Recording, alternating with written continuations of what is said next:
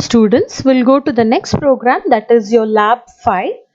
So write a PHP program to insert name and age information entered by the user into a table. So you have to request the user to enter the name and age, and that data should be inserted into a table which is created using MySQL. Okay, and display the current content of this table. So in this particular program you require the database. Okay, so we'll see how to do all those things. So first of all, as we've told in the previous videos, so here we require this server. So here I have used XAMPP, and this is a control panel. So in the beginning what we have to do, we have to make sure Apache and MySQL is running. Okay, so when you give, now it's already running, so what you have to do, you have to click on start, then both will start running. So if both are running without any issues, then you're going to get this information. Okay, now in this case both are running, so my server is up and running. Okay, so and the editor what I'm using here is the Sublime Text. You can go for Notepad++ also. Okay, so first we'll go to the HTML part. Okay, so here I'm using a table. I've set the border size as 1, so I'm going to get a thin border, and I have form action. Action I have given as lab5.php. So whatever data is entered in the form will be redirected to this particular script. Okay, that is lab5.php. And you can see here method I have not given anything. So if you have not written any method, then by default it will be get. Okay, get method will be used by default. Then in the table we have a heading. Here it is enter the age information. The tag is closed. And next you need to ask the user to enter the name as well as age. So for that purpose you require two text field. So the first text field will be to enter the name of the user, and the name is given as name, and next one is to enter the age, it's given as age, and finally you have the submit button. Okay, so in our HTML page what and all information we have a heading of the table, in the table, that is enter the age information, wherein the user has to enter the name and age. So whatever information has been entered will be redirected to lab5.php. Okay, so we'll just see here. So remember one more thing, here we require the database. So far we have not told anything about database. We'll see about it. So now we'll try to execute this here. So localhost lab5.html I have given here. So you just see, I'll give some name, some RR, and I'll give some age as 30. I'll hit submit. So you can see here we are getting a warning message, unknown database web. Okay, lab5.php. We will see what is this mistake here. So I hope you have understood the HTML part. So we'll go to the PHP script here. So in the PHP script here, so first of all we are connecting, or we have to connect to the database. Okay, so we are using the function mysqli connect. So what are the parameter it takes is, so first of all it is going to take the data of the server. So here the server is localhost, and the next parameter is the username. Okay, so for the localhost username is root, and the next one will be password. So I have not set any password, so it is blank here. Okay, and the next parameter is the name of the database what we are going to use. So you saw we got an error here. So we got an error in lab5.php in line number 2. So just see what is that error. So what was that error? Unknown database web. So you got that error because here the name of the database you have given as web. But what has happened, we have not yet created that database. So for that purpose you are going to get this error. Okay, so I just wanted to show you how an error will be here.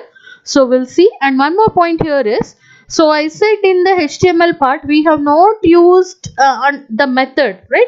Method we have not mentioned. So when you are not mentioned method, by default it will consider it as get. So what is the drawback in get? Whatever data you have entered will be visible in the URL. So you can see here name you have given as RRR, and age you have given as 30. So that is visible here in your URL. Okay, that is a thing here. So now first thing what we will do, we will create a database. Okay, so to create a database, so I hope you remember we spoke about XAMPP control panel where you're starting both Apache and MySQL. Okay, once you're done this, then you give here in the URL localhost/php myadmin. Okay, so when you're giving this, you have to get this page.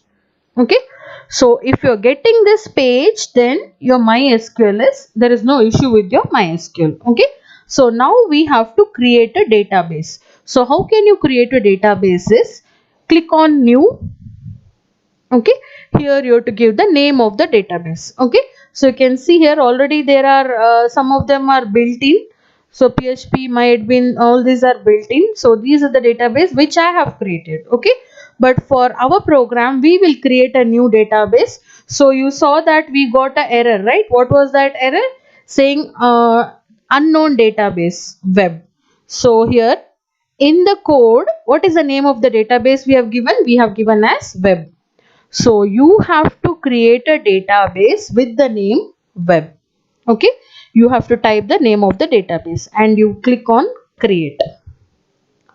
So what happened now, you can see here the database web has been created. Okay, so once the database has been created, next you have to create the table. Okay, so for that we'll come back to that. So we'll go back to our PHP script. Okay, so now what happened, web database has been created. Okay, if if it is not able to connect, then it is going to get a message as cannot connect. Okay, so here we will give the connection variable as link $link. Okay, next what we have to do, so in our HTML you have taken the name and age, right, from the user.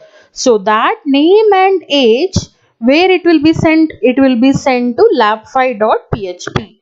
So this is your lab5.php. So here you have to collect that information. So how you're going to collect? By this get array. Okay, or your variable get here. So what you're doing here, so get this will be having the value of the name what you have entered, and this will be having the value of the age. So that is stored in the variable name and age. Okay, so here you're going to get the value of name and age.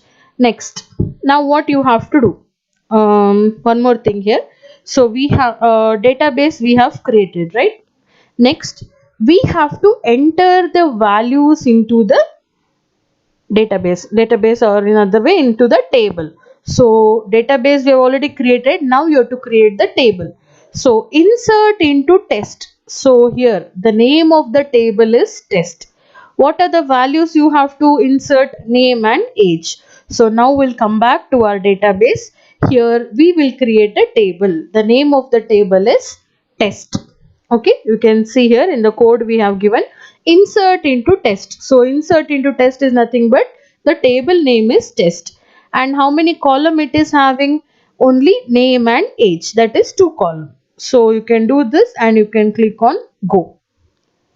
So what happened now, you have to give the name of the column. So first column will be name and the next column will be age, and you give the type. Name is a varchar and age is int. Name you can give some length as some 50, age some max length as 3. Okay, after this you have to click on save. So what we have done now, we have created a database whose name is web, and within that database we have created a table whose name is test. Okay, if you want to do any modification you can do here. Drop is there. Okay, and it is possible for you to delete the table, it's possible for you to delete the database also. Okay, so for time being we'll stick up to this. So you have a table in which you have name and age. Okay, so we'll come back here. Okay, so now name and age you're collecting from the user. Now you have to insert into which table? Table test. What values you have to insert? What data you have collected from the user? That is, you have collected the name and you have collected the age. Okay, So you have to insert these values into the table called as test, and that variable here, the resultant variable here, we are given as dollar query. Okay, so again here MySQL I query, you have link comma query. So this is going to tell us whether this query has been worked or not. Okay, if it is worked, if it is successfully done, it will give a result as true, otherwise it is giving a result as false. When it is giving a result as false, then this will be executed, that is die MySQL error message will be displayed. Okay, otherwise if it is successfully done, the values will be inserted. If the values are inserted, next we are going to select star from test. So to select the values from the table test, so for that purpose again you're using the function MySQLi query, and you're using the connection resource variable, that is dollar link. So to connect to the database, that is dollar link comma what is your query, that is select star from test. Okay, here you gave the resultant, here you're giving the query. Okay, that is a thing here. So this is your resultant set, you can say. So here you have the resultant set. Now you have to the data will be displayed in the form of table. Okay, so for that purpose you have the table border, and you have centered align, and width you're given as 30%. If you want, you can increase, that is nothing but it is giving you the length of the cell. Okay, then again so table is created here. Now the value should be put there, that is name and age. Okay, again the alignment is done as center, and this is nothing but the heading, name and age. Okay, so this part is just for the heading. We will see here, we'll execute and show it, then it will be easy. So we'll go back. Okay, so we will I have entered this. Okay, so lab5.html, I will enter some name, xy, I'll enter some name as Fred. Okay, I'll enter the name as Fred, and I'll give some age as 30, and I'll hit submit. So now you can see value inserted successfully. Previously what happened, we got an error message because we had not created the database. If you not created table also, now in this case you can see here insert into test values. Here if the table is not there, then in that case what happens, error message will be displayed. Okay, that is for this purpose. Next you can see here, next what happened, you have a table. In that table you have heading, name and age. That name and age is nothing but this is the thing here. Okay, align center name and align center age, that is a heading.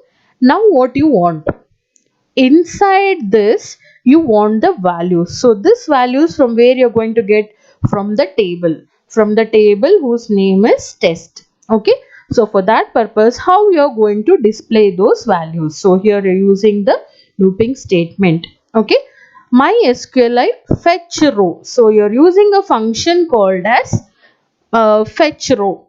Okay, so what does this function do, fetches row from the result set. So which is your result set, here you can see here select star from test, and that value will be stored where, in dollar result, that is your result set. Okay, so MySQLi fetch row, what does it do, it is going to fetch the rows from your result set, that is $res. Okay, and that fetch value will be stored in $arr. Okay, so you have to print those values. So in ARR0 you'll be having the name, then of 1 you'll be having the age. So you're giving that is in the table row data. What is that data, ARR of 0, wherein you will be having the name.